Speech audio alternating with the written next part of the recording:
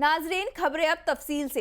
तेलंगाना में Congress working committee यानी CWC meeting से कबल आज कांग्रेस नेता पवन खेड़ा ने हिज़्ब इख्तिलाफ दलों के इत्तेहाद इंडिया की तरफ से टीवी न्यूज के एंकरों के बॉयकॉट को लेकर एक प्रेस कॉन्फ्रेंस के खिताब किया। क्या कुछ कहा कांग्रेस नेता पवन खेड़ा ने, आइए आपको सुनाते हैं। I do not agree with the word you used. We have not banned anyone. We have not boycotted anyone. We have not blacklisted anyone. This is a non-cooperation movement. We will not cooperate with anybody spreading hatred in the society. We are not stopping them from spreading hatred. You want to spread hatred? Go ahead, do it. You have a freedom to do it.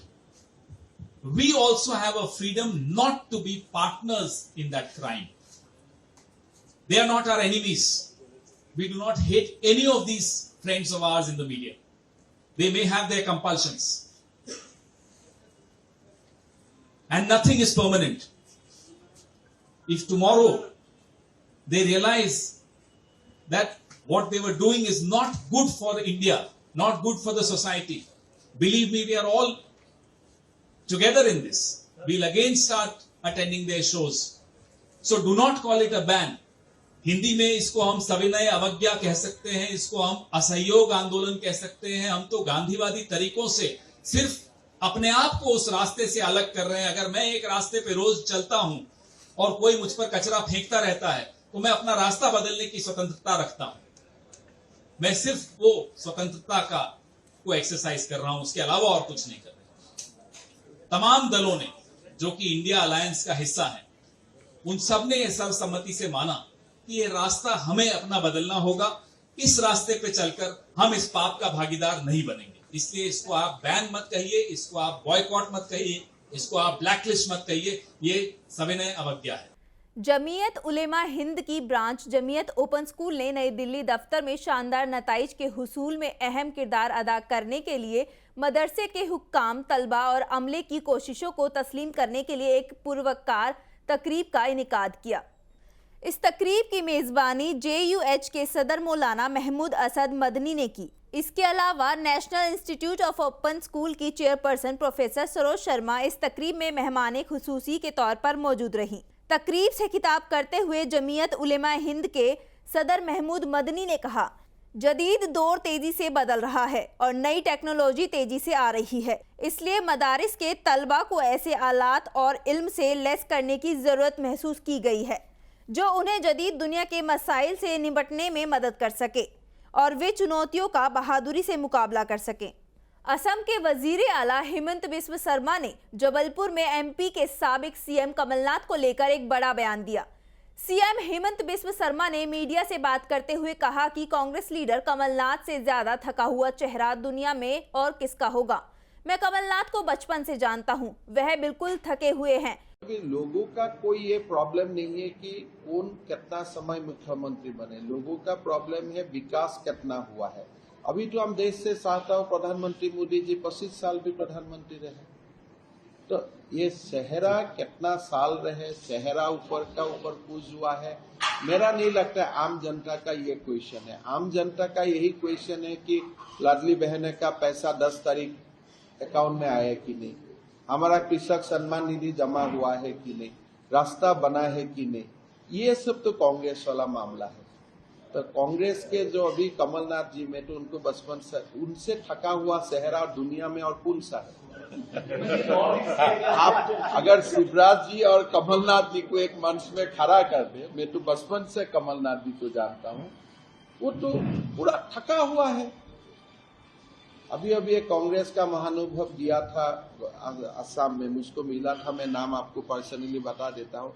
और मुझको पूछ रहा था कि इतना थका हुआ चेहरा को क्यों पार्टी बार बार ला रहा है। तो इसीलिए मैं व्यक्ति में नहीं जाता हूँ, लेकिन विकास का गंगा बहा है मध्य प्रदेश। मैं तो यही चाहता हूँ कि चुनाव का बाद मध्य प्रदेश का और विकास। उदयनिधि स्टालिन की तरफ से सनातन मजहब को लेकर दिए गए बयान पर मध्य प्रदेश के साबिक वजीर आला कमलनाथ का बयान सामने आया है। उन्होंने प्रेस कॉन्फ्रेंस से खिताब करते हुए कहा कि हिंदुस्तान सनातन मजहब का मुल्क है। हमें यह समझने की जरूरत है कि सनातन मजहब क्या है और क्या कुछ कहा कमलनाथ ने, आइए आपको सुनाते हैं। सनातन धर्म का देश,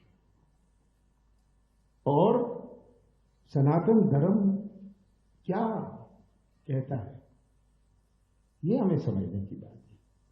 और जो बात मैंने पहले कही कि भारतीय जनता पार्टी का प्रयास क्या है, ध्यान बोलना, अब सनातन धर्म की कंट्रोवर्सी ले आओ। आपको याद है 2019 के चुनाव में राष्ट्रवाद, सर्जिकल स्ट्राइक, कैसे ध्यान मोड़ो। आज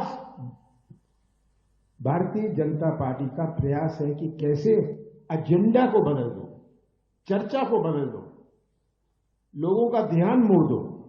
ये मैंने अभी कही थी बात। जैसे कि इन्होंने ठेका लिया हुआ है धर्म का, इन्होंने एजेंसी ली हुई है। मैंने अगर कोई धार्मिक कार्यक्रम मेरे छिंदवाड़ा में हुआ, इनके पेट में दर्द होने लग जाता है। हम मंदिर जाते हैं अपनी भावनाओं से जाते हैं, हम मंदिर धर्म को राजनीतिक मंच पर नहीं लाते और लाना भी नहीं चाहिए। पर साफ बात यह है, जनता को समझना है और खास करके आप लोगों को समझना है। बड़े स्पष्ट रूप से कह दूं कि अभी और अगले 3 महीने में भारतीय जनता पार्टी का एक ही खेल रहेगा, कैसे ध्यान मोड़ो। सनातन धर्म की बात करो, फलाने की बात करो, कैसे जनता का ध्यान मोड़ दिया जाए, कुछ धार्मिक मुद्दे उठा दो, कैसे धार्मिक विवाद होए, ये इनका प्रयास रहेगा, ताकि जो मूल्य बात है, जो असली बात है, उससे वो चर्चा से हट जाए। उत्तराखंड के वजीर आला पुष्कर सिंह धामी की आज सालगिरह है। इस मौके पर बीजेपी वजीर आला धामी की सालगिरह को युवा संकल्प दिवस के तौर पर मना रही है। पीएम मोदी समेत कई मरकजी वुज़रा ने भी सीएम धामी को सालगिरह की मुबारकबाद पेश की। वहीं रियासत भर में अलग अलग मकामात पर बीजेपी बड़ी तकरीब का भी इनेकाद कर रही है। बता दें कि देहरादून में मुनक्किदा युवा संकल्प दिवस की तकरीब में सीएम धामी को उनकी सालगिरह के मौके पर मुबारकबाद पेश की गई। इस दौरान सीएम धामी ने तकरीब से खिताब भी किया। कई बार कह चुका हूं, इन दिनों आप सब लोग देख रहे होंगे, लोकसभा का चुनाव सन्निकट है। आजकल दक्षिण भारत में अनेकों नेता हैं, एक वहां के मुख्यमंत्री के बेटे, वो लगातार हमारे सनातन पर टिप्पणी कर रहे हैं, हमारे देवी देवताओं पर टिप्पणी कर रहे हैं। कांग्रेस पार्टी के राष्ट्रीय अध्यक्ष, उनके बेटे भी लगातार सनातन को इस तरह से माहौल उड़ाने का काम कर रहे हैं, कीड़े मकोड़ों की संज्ञा दे रहे हैं, तमाम प्रकार के जो वायरल फीवर होते हैं उसकी संज्ञा दे रहे हैं और काफी ज्यादा उल्टा सीधा बोल रहे हैं। उन्हें मैं कहना चाहता हूं कि ये जो भारत की भूमि है, यहां मुगल आए, अंग्रेज आए, पुर्तगाली आए और उन्होंने अपने धर्म को जबरदस्ती यहां थोपने आए। इसके बावजूद हमारा जो धर्म है वो कायम रहा। सनातन वो धर्म है जो हजारों साल पहले था, आज भी है और हमेशा रहने वाला है, जो कभी न मिटा न कभी मिटेगा। और न ही हम सब लोग ये संकल्प लेते हैं, शपथ लेते हैं, सौगंध लेते हैं कि न कभी इसको मिटने देंगे। वो धर्म जरूर निपट जाएंगे जो इस पर आप कोई चोट करने का प्रयास करेंगे या किसी तरह से इसका माहौल उड़ाने का काम करेंगे। छत्तीसगढ़ के वजीर आला भूपेश बघेल ने रायपुर में मीडिया से बातचीत के दौरान वजीर आजम नरेंद्र मोदी के रायपुर दौरे को लेकर जमकर निशाना साधा। सीएम बघेल ने कहा कि उस कॉरिडोर में कितने मुसाफिर सवार होंगे जिसका इफ्तिताह वजीर आजम मोदी ने किया है। मोदी जी जिन बातों को फिर आए यहाँ और झूठ परोसे चले गए। जैसे रायपुर में कहा हम धान खरीदते हैं, झूठ बोल गए छत्तीसगढ़ सरकार खरीदती है। अभी आए तो फिर झूठ बोल के चले गए। गोबर गौठान के बारे में बात उन्होंने की, 265 करोड़ का गोबर खरीदे हैं, अब 1300 करोड़ का आरोप लगा रहे हैं, है ना।